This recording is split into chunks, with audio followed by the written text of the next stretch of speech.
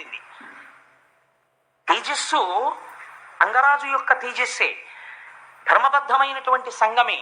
ఆ తేజస్సే ఆవిడ యందు చేరింది. కానీ ఇప్పుడు అది ప్రజోత్పత్తిని చేసింది. కారణమేమి? ఇన్నాళ్ళు ఎందుకు చేయలేకపోయింది అంటే ప్రజోత్పత్తిని చెయ్యడానికి వీలు లేనటువంటి స్థితి పాపము ఇన్నాళ్ళు సంతానము కలగకుండా చేసింది. ఇప్పుడు ఆ విఘ్నం పోయింది. కాబట్టి ఇప్పుడు సంతానము కలగడానికి కావలసిన యోగ్యత సిద్ధించింది. కానీ క్షేత్రశుద్ధి జరగలేదు. క్షేత్రమునందు దోషం ఉంది. క్షేత్రమునందు దోషముండి విత్తనము గొప్పదైనా మొక్క మొలవదు. మొలిచిన కావలసినన్ని కాయలు పళ్ళు పండవు. ఊసర క్షేత్రమునందు పడిపోయింది అనుకోండి, విత్తనం పడిపోతే క్షేత్రము యొక్క లక్షణము కూడా చెట్టు ఎందు ప్రవేశిస్తుంది. చీడపీడలతో ఉంటుంది, సమృద్ధితో ఉండదు సస్యం. ఏమి జరిగింది? ఎంత నిర్దాక్షిణ్యంగా మాట్లాడుతుందో చూడండి భాగవతం. పెళ్లి నా ఇష్టం అన్న మాట ఎంత ప్రమాదమో ఆ తర్వాత ఎంత ఏడుస్తాడో చూపిస్తాను. అంగరాజు చాలా ధార్మికుడే. ఏం జరిగింది? ఆయనకి వివాహము చేసినప్పుడు మృత్యువు యొక్క కుమార్తె అయిన సునీతనిచ్చి వివాహం చేశారు. సునీత గొప్ప మంత్రశక్తి కలిగినటువంటి తల్లి. ఆవిడ యందు దోషం లేదు. కానీ ఒక దోషం వచ్చింది. ఎక్కడి నుంచి వచ్చింది? ఆవిడ తల్లి గారు, ఆవిడ యొక్క తండ్రి గారు మృత్యువు.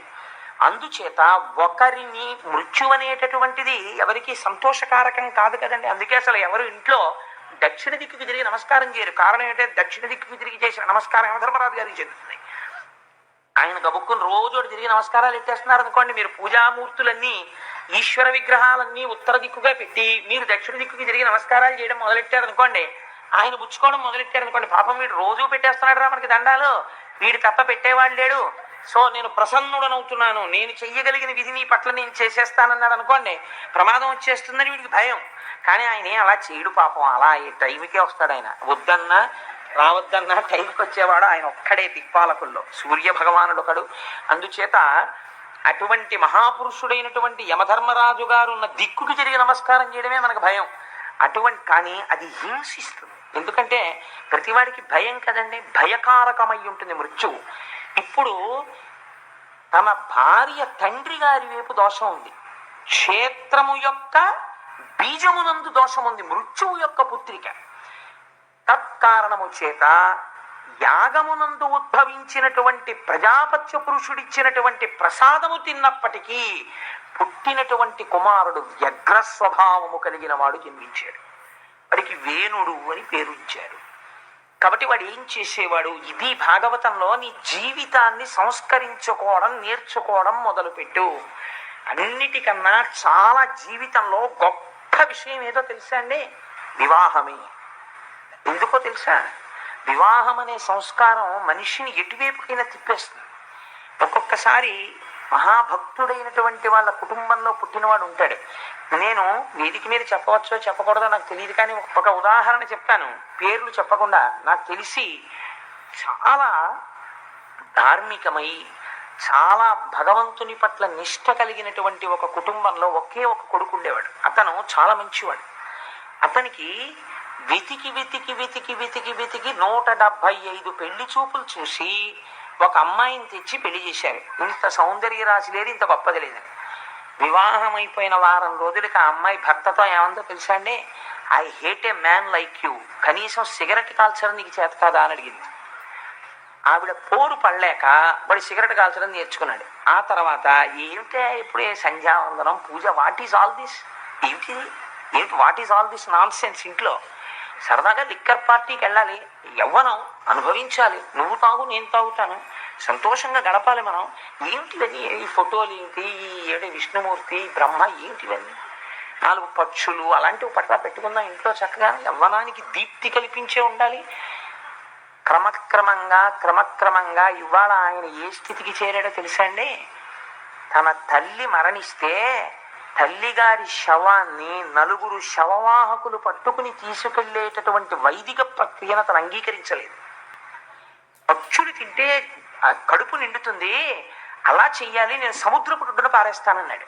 అంటే అలా చెయ్యొద్దని చెప్పి బంధువులందరూ ప్రాధేయపడి ఆవిడికి అంత్యేష్టి సంస్కారం నిర్వహించారనుకోండి, ఎంతమంది ఏమన్నా ఇవాళ తను మాత్రం ఆ స్థాయిలోనే ఉన్నాడు. ఎందువలన? ఒకవేళ నేను చెప్పిన వృత్తాంతమును తెలుసున్న వాళ్ళు ఎవరైనా ఉంటే ఈ సభలో వాళ్ళ కుటుంబము వద్ద ప్రస్తావన చేయకండి, బాధపడతారు. కాబట్టి ఎందువల్ల ఇంత మార్పు వచ్చింది చెప్పండి నాకు. ఒక భార్య వల్ల వచ్చేసింది. అదే మీరు తులసీదాస్ గారిని తీసుకోండి.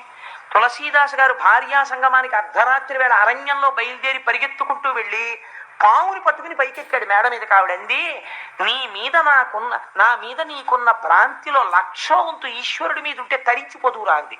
తులసీదాస్ గారు మహాభక్తుడైపోయాడు. సో వివాహం అనేటటువంటిది, జీవిత భాగస్వామి అనేటటువంటిది చాలా జాగ్రత్తగా ఉండాలండి. ఆడపిల్లకి సంస్కారం ప్రయత్నపూర్వకంగా నేర్పాలి తల్లిదండ్రులు. లేకపోతే ఇక్కడ కొంతకాలం ఉంటుంది, పర్వాలేదు, వీళ్ళ సొమ్యం పోయిందండి, ఏం చేసినా హర్షిస్తారు. ఎందుకంటే తల్లిదండ్రులన్న ఆపేక్ష ఉంది కాబట్టి. ఆ ప్రేమ చేత నువ్వు ఊరుకుంటావు, నాశనం చేసేస్తుంది ఇంకో వంశం దగ్గరికి వెళ్ళి. అక్కడికి వెళితే ఏం చేయడం వచ్చు? వంట పేడాబోయేది రాకపోతే ఒక మహాత్ముడు వస్తే ఏం మాట్లాడాలో తెలియదు, ఎలా పెట్టాలో తెలియదు. ఒక మహాత్ముడి ఇంటికి దేవతార్చనకు వస్తే ఆయన చేతిలో పరిశేచనం చేయడానికి నీళ్లు ఎన్ని మాటలు పొయ్యాలో తెలియదు. తనకు మడిబట్ట కట్టుకోవడం అంటే ఏమిటో తెలియదు. మాఘపాదివారం వస్తే సూర్యనారాయణమూర్తికి ప్రసాదం ఎలా పొంగించిందో తెలియదు. అందుకే కూతురు చెడుగైన మాత తప్పు, తల్లిదే తప్పు అంతే. తల్లి దగ్గర పెట్టుకుని నేర్పి తీరవలసిందే సంస్కారాన్ని. ఈవిడ నేర్పని కారణానికి వేరొక వంశం నాశనం అయిపోతావు అవతల వైపు. నీ పిచ్చ ప్రేమ హద్దులో ఉండాలి. నీ కూతురి యందు నీకు ప్రేమ ఉంటే దానికి ఒక అవధి ఉండాలి, దానికి ఒక నియతి ఉండాలి, దానికి ఒక మర్యాద ఉండాలి.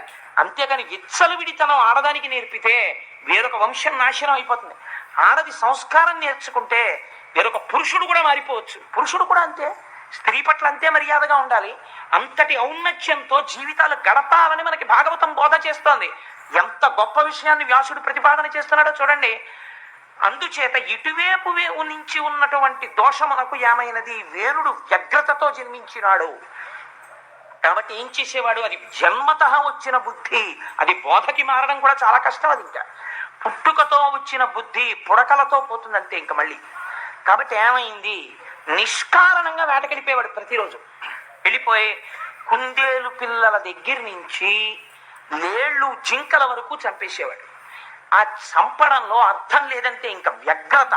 ఒకటి చచ్చిపోతుంటే తనకు ఆనందం, తను తిరిగి వచ్చేస్తుంటే పిల్లలందరూ క్రీడా మైదానంలో ఆడుకుంటుండేవారు. ఆడుకుంటుంటే బడిత పట్టుకుని పిల్లల్ని చచ్చిపోయే వరకు కొట్టేసేవాడు. పిల్లలు చచ్చిపోయేవారు, సంతోషంగా ఇంటికి వెళ్ళిపోయేవాడు. ఎందుకని మాతామహుడి వైపు నుంచి వచ్చేసింది పోలిక.